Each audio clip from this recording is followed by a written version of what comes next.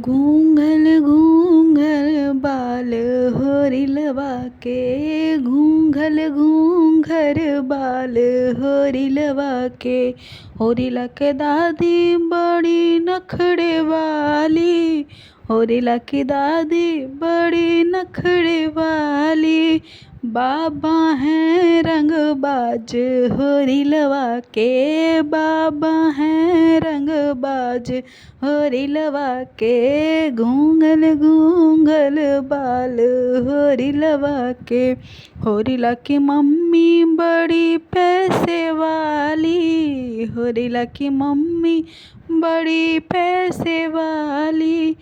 पापा हैं दगाबाज होरिलवा के, पापा हैं दगाबाज होरिलवा के। घूंघल घूंघर बाल होरिलवा के, घूंघर घूंघर बाल होरिलवा के। होरिला की चाची महलों की रानी, होरिला की चाची महलों की रानी। चाचा हैं चालबाज होरिलवा के, चाचा हैं चालबाज होरिलवा के।